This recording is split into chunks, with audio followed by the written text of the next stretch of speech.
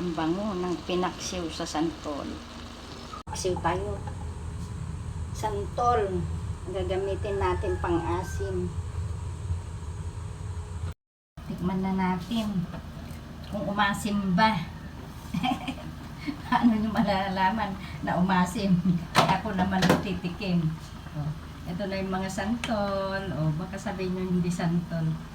Oh, lapit ko sa inyo. Santol lang pinang-asim ko.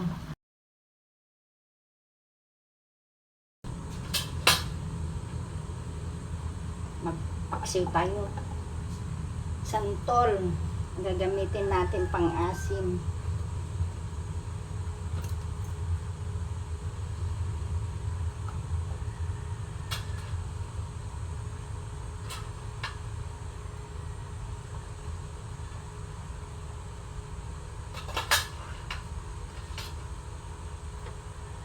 O yung nalalantang dahon ng sibuyas niya, sama na natin.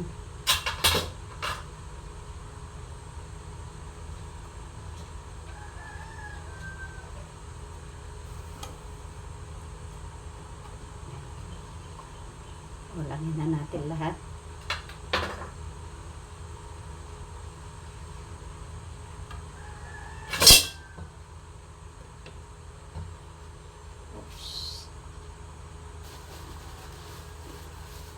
Asin.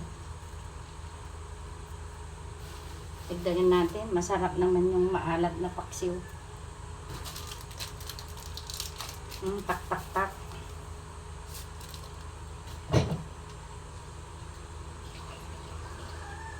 Tubig. Panluto natin. Okay na yan.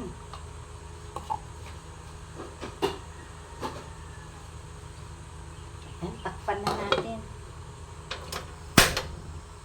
Tayin natin maluto. Ganun lang ang magpaksiw. Ayan, kumukulo na. Lagyan na natin ng sikreto ng paksiw ni Manang Virgie. O, mantika. O, lagyan na natin ng mantika. Okay. Ito ang sikreto ng paksiw ko.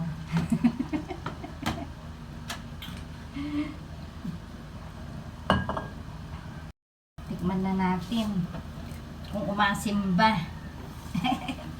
Ano yung malalaman na umasim? Ako naman titikim. Oh, ito na yung mga santol. Oh, baka sabihin nyo hindi santol. Oh, lapit ko sa inyo. Santol lang pinang-asim ko. Ayan, ganyan dito sa bundok, pag wala kang suka, may bunga na yung mga prutas-prutas mo, pwede na pang-asim. Tikman natin kung maasim nga.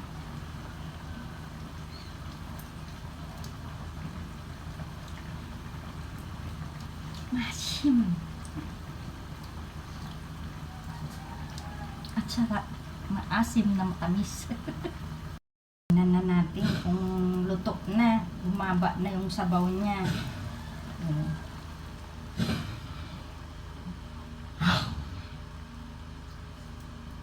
Yan. Luto na.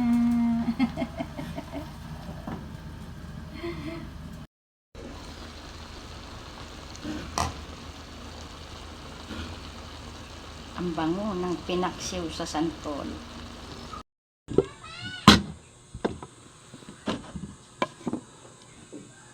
Oh, ito na yung pinaksiw ko. Kamayin lang natin kaya pag sinandok natin, maduduro. Oh, yung sabaw ang sasandukin natin. Wow. Mamanti-manti kang sabaw ng sinantulang isda. Pinaksiw sa santol. Okay. Let's eat. Sabaw pa lang, ulam na. Ito yung isda.